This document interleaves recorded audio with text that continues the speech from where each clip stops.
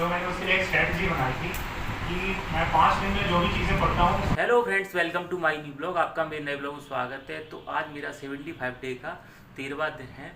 तो मैं सुबह लाइब्रेरी पहुंच गया था, लेकिन ब्लॉग स्टार्ट नहीं कर पाया था। तो अब आगे स्टार्ट करता हूं। तो अब नहाता धोता हूं और खाना पीना बनाएंगे अपन। तो उसके बाद आप लोगों से मिलेंगे। और आज अपन स्पेशल जगह जाने वाले हैं। एक सेमिनार हो रहा है हमारी कोचिंग पर, तो उसमें जाएंगे अपन। सेमिनार में अटेंड होंगे और देखेंगे कौन आएंगे। कोई अधिकारी आ रहे हैं जो मोटिवेट करेंगे हम सब लोगों को।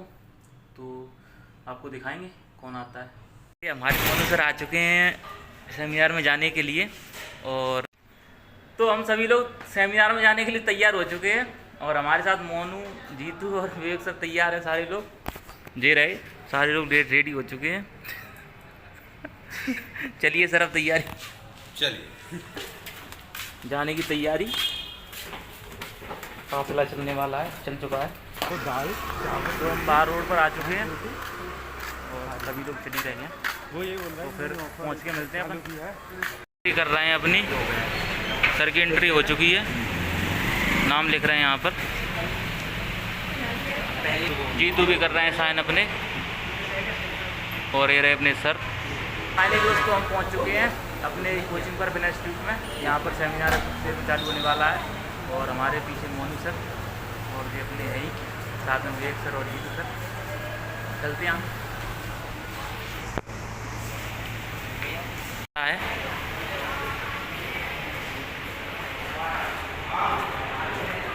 विनर्स ये पानी के लिए लगा हुआ है।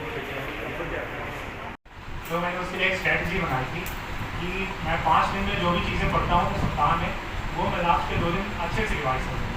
और ऐसे करते करते 1 महीने में मेरे 4 रिवीजन हो जा रहे हैं, तो वो चीज़ें मुझे याद रह जाएंगी। और मैं आपको दावे के साथ कह सकता हूँ कि अगर आप हफ्ते में 5 दिन मेन कोर्स को दें और 2 दिन आप रिवीजन के सेक्शन को भी देंगे ना, तो आपका 6 से 8 महीने में मेन्स और प्रीलिम्स काफ़ी अच्छे से हो जाएगा। और काफ़ी सारी चीज़ें ऐसी होती हैं जो मैंने 10th में पढ़ी हैं, वो मुझे अभी भी याद है। वो रिवीजन के लिए ही मैं उसको पूरा क्रेडिट देना चाहता हूँ। जैसे मैंने 10th में पढ़ा था कि 22 उपसर्ग कौन कौन से होते हैं, तो उस टाइम में मैंने रिवाइज किया था और याद किया था कि परा परा अब सम अनु और निस में दूसरो भी यानी यदि अपनी सूर प्रति प्रति प्रति इत एते द्वादश विंशति उपसर्ग, ऐसे करके ये मुझे अभी भी याद है। कोई मुझे मेन से जगह पे पूछ लेगा कि क्या है, और आंध्र प्रदेश में कौन कौन से वाइल्ड लाइफ सेंचुरी से कौन, या परिंदा कृष्ण को लेकर मेरा कौन कौन था। तो अगर आप ऐसा करते हैं और आपकी कंठस्थ करने की चीज़ें, काफ़ी चीज़ें अगर आपको याद हो जाती हैं, तो समझ लीजिए आपकी आधी लड़ाई तो आप बैटल तो हुआ नहीं है। क्योंकि आपको 2-3 क्वेश्चन भी आपको अगर डायरेक्टली लिखने को लिए मिल गए फर्स्ट हैंड ही, आपके सामने क्वेश्चन आ और आपने सभी आंसर कर लिया, तो आप 2 चीज़ों में आगे हो जाएंगे बाकी स्टूडेंट से। पहला, आपका जो चीज़ तैयार है वही आपने लिखा है, और दूसरा आपका जो हाथ स्पीड से चलता है, हैंड और माइंड कोऑर्डिनेशन वो बेहतर होगा, और आपके पास वो टाइम भी बच जाएगा। तो आप उन क्वेश्चन में अच्छे से टाइम दे सकते हैं जिन्हें आपको सोचना है, जो एनालिटिकल है। तो आप डबल एडवांटेज में लोगों से आगे रहेंगे, ये सारी चीज़ें फॉलो करते हैं। तो यूज़र की 5 दिन आप पढ़ें और 2 दिन आपको लगता है कि रिवाइज करना है, तो आप अच्छे से रिवाइज करें। आंसर राइटिंग के बारे में थोड़ी सी बात करते हैं कि आपने आंसर राइटिंग को कैसे इम्प्रूव करा, या अगर कोई एकदम जीरो से स्टार्ट करना चाहता है तो आंसर राइटिंग को अच्छा करने के लिए उसे किस टाइप से स्टेप्स लेनी चाहिए और उसको एक अच्छे लेवल पे कैसे लाना चाहिए। For the starters I would suggest कि सबसे पहले आप सिलेबस अच्छे से देख लें, और जो भी आपकी रेफरेंस बुक्स हैं, आपको जो भी मटेरियल मिलते हैं, उसमें आप देखें कि आप किन किन चीज़ों से नोट्स आप ग्रैब कर सकते हैं, है ना। और नोट्स ऐसे साबुत बनाएं कि आप बड़ा विजन लेके चलें कि हमें वो 6 दिन कैसे प्रिपरेशन करनी है, वो हमारी तैयारी आज होनी चाहिए। भले ही आपका पेपर और अटेम्प्ट नेक्स्ट ईयर है, आपकी तैयारी ये दर्शानी चाहिए कि हमें वो 6 दिन जीएस के 6 दिन हम कैसे तैयार करने जा रहे हैं, हम उधर कैसे रिवाइज करेंगे, हमारे नोट्स कैसे होंगे, हम सुबह उठ के हमारी दिनचर्या कैसी रहनी चाहिए उस दिन, ऐसे तैयारी करेंगे। तब जाके आप उन 6 दिनों में सर्वाइव कर पाएंगे। आपका जो बॉडी का कॉन्फिडेंस है, हेल्थ, जो आपका हेल्थ सिनेरियो है, वो वैसा हो पाएगा। आप उसके लिए पूरा मेंटली और फिजिकली प्रिपेयर्ड रह पाएंगे। अगर for the note making I would say that आप रेफरेंस बुक को 2-3 बार पढ़ें, उनसे आप सिलेबस के अकॉर्डिंग जो भी टॉपिक्स हैं आप उनके शॉर्ट नोट्स बनाएं। शॉर्ट नोट्स बनाने के बाद आप उनको कंठस्थ करें। मैं सीधे कंठस्थ ही बोलता हूँ कि स्टेट पीसीएस में मोस्ट ऑफ द क्वेश्चन सीधे सीधे पूछे जा रहे हैं, तो आपको जो चीज़ें याद हैं वो आपके हमेशा काम आएंगी और आप उनको कहीं भी इंकॉर्पोरेट करके अच्छे मार्क्स ला सकते हैं। अगर हम दूसरे एस्पिरेंट से हर क्वेश्चन में आधे मार्क्स भी ज़्यादा लाते हैं तो फिर आप देखेंगे कि 50-60 नंबर का अंतर आ जाता है। तो जो भी आपके नोट्स हैं उनको कई बार कंठस्थ करें। और आंसर राइटिंग के पार्ट के बारे में ये कहना चाहूँगा कि जो प्रीवियस ईयर के क्वेश्चन हैं आप उनको लगाएं, देखें कि आप कहाँ लैग कर रहे हैं, टेस्ट सीरीज में आप टेस्ट देते हैं, और जो भी आपके मटेरियल्स हैं आप उनसे मिलाएं, मैच करें। अगर कोई नहीं, अगर आपका कोई सिलेक्टेड दोस्त है, आपका कोई फ्रेंड सर्कल है जिससे आपको पॉजिटिव वाइब्स मिल रही हैं, आप उन्हें दिखाएं कि बता सकते हैं आप उन्हें इसमें कहाँ कहाँ सुधार की जरूरत है। और इन सारे पॉइंट्स को अगर आप एक साथ समाप्त करेंगे तो आपको लगेगा कि जो भी पढ़ाई वो इंक्लूसिव तरीके से चल रही है। और जो भी आपके नोट्स हैं वो 6 दिन के लिए ऐसे प्रिपेयर होने चाहिए कि आप जब भी आप सुबह उठें, आपको 2 सब्जेक्ट एक दिन में पढ़ने होते हैं, तो आपको ऐसे नोट्स प्रिपेयर करने हैं कि आप उन पेजों को पलटा सकें और जल्दी से आपको वो इमेज बना के आप वहाँ चलने के लिए देखेंगे। अगर आप आपने कोई सोच रहा है कि मेरी 200 पेज की कॉपी है, मैं उस लास्ट दिन जाके रिवाइज कर लूँगा, याद कर लूँगा, तो पॉसिबल नहीं है। मेरे 3 मेन हो चुके हैं और मेरा सभी हुए मेरे जो शॉर्ट नोट्स हैं उसको भी रखने के लिए, पेज पटाने के लिए टाइम नहीं मिलता सर। इतना ज़्यादा हैप्टिक शेड्यूल हो जाता है, तबीयत खराब हो जाती है, कॉन्फिडेंस लो हो जाता है, मोराल डाउन हो जाता है। तो आपको ये करना है कि आपको जो भी आपकी थिंकिंग है, जो आपकी नोट्स मेकिंग की स्ट्रैटेजी है, जो कि ओवरऑल स्ट्रैटेजी है, टोटल रीजन, आपको उन 6 दिन के लिए प्रिपेयर करना है, बाकी कुछ नहीं। पेरेंट्स कुछ नहीं होता, घोड़ा बनना है, बस बाकी सारी चीज़ें। So go for the mains and prepare for the mains. एक अलग बहुत सारे स्टूडेंट्स की प्रॉब्लम है।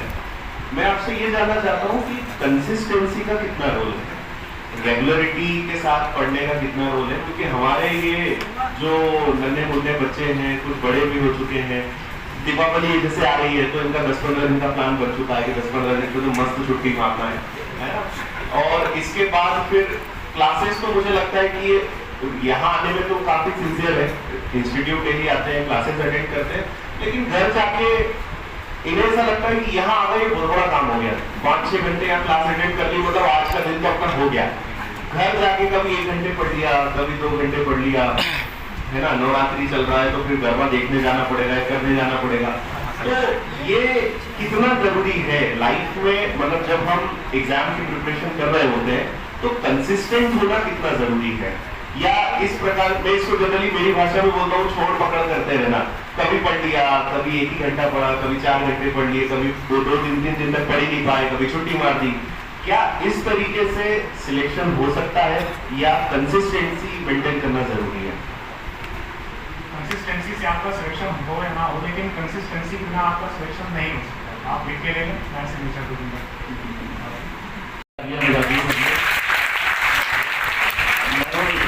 सेमिनार जल्दी कभी किसी भी कोचिंग में होते हैं, ऐसा नहीं है कि पर्टिकुलर अपन जिस कोचिंग कर रहे हैं।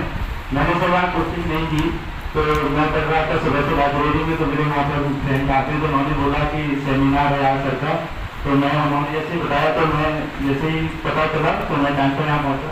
तो सर सेमिनार को आपने पूछा कि क्या फायदा है, तो सर यही होता है कि जैसे हम लोग यहाँ आते हैं तो मार्केट में क्या ना सर, लाइब्रेरी में जाओ या कोचिंग में जाओ, सब्जी भैया टाइप के लोग बहुत मिलते हैं। वो क्या करते हैं कि हमें भटकाव बहुत ज़्यादा होता है कि ये चीज़ें कर लो, ये चीज़ें कर लो। तो जब भी सेमिनार वगैरह होते हैं तो हमें निश्चित डायरेक्शन मिलती है, जिसके माध्यम से क्या होता है कि जो भटकाव और जिंदगी वो बहुत ज़्यादा होता है। जिस चीज़ को हम अपनी अगर डायरेक्शन कहीं मिल जाए तो वो चीज़ हम 1 साल के अंदर कर सकते हैं। लेकिन कई बार ऐसा होता है कि उन्होंने बोला कि नहीं आप मध्य प्रदेश के लिए ये कर लो, वो कर लो, तो स्टूडेंट क्या ना सभी भैया लोगों को बहुत विश्वास करके तो गाँव लोगों से आते हैं, वो उनको विश्वास करके और वो अपनी जो पढ़ाई की डायरेक्शन उसको चेंज कर देते हैं।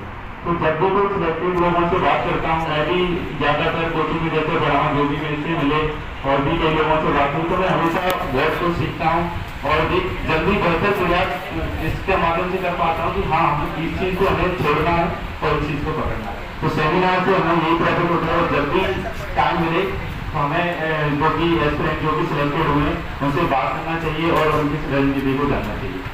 और सब लोगों से मैं यही बोलना चाहूँगा कि हम लोग यहाँ पर आए पंडित माँ जब आए थे वैसे तो खाली हाथ ना जाने का वादा किया था, तो सभी लोगों से मैं यही कहना चाहूँगी जब भी अपन यहाँ से लौटे सिलेक्टेड होकर लौटे। और मैं अभी सर मैं अपने बारे में थोड़ा बताना चाहूँगा कि मेरी वो यही से अभी 20 साल की है और मैंने अपने अंडर ग्रेजुएशन में प्री की कोचिंग की निर्माण IAS ग्वालियर से, और यहाँ मैंने अभी जो अपनी कोचिंग स्टार्ट होने से पहले आकार IAS से मैंने मेंस को कवर किया 20 साल की उम्र में। मैं सोच रहा हूँ कि 21 साल में जब भी मेरा अटेम्प्ट हो तो मैं सोच रहा हूँ कोशिश कर रहा हूँ कि फर्स्ट अटेम्प्ट में कोशिश करें। तो मैं यही चाहता हूँ कि अपनी स्ट्रेटजी को अच्छी तरीके से बनाए रखें और फर्स्ट अटेम्प्ट, क्योंकि PSC की जो रणनीति अगर अपने पहला प्री और मेंस मिल रहा है तो ये अपने लिए बहुत गौरवान्वित महसूस करेंगे। तो मैं बस यही बोलना चाहूँगा 4 लाइनें कि अब्दुल कलाम साहब की 4 लाइनें जो मैं बहुत प्रभावित होता हूँ। We can not change your future but we can change our habits, surely you will get success in the life. हम अपनी आदतों को नहीं बदल सकते, हम अपने फ्यूचर को नहीं बदल सकते, लेकिन अगर हम अपनी आदतों को बदल दें तो हम जिंदगी में जरूर सक्सेस होंगे। Thank you. हो चुका तो फाइनली सेमिनार हो चुका है खत्म और हम लोग चलते हैं। और सभी लोग आगे देखिए, आप लोग जा रहे हैं सभी लोग। और ये रहे हमारे साथ मोहन सर। नीचे का कुछ सीढ़ियों से ऐसे रास्ता है।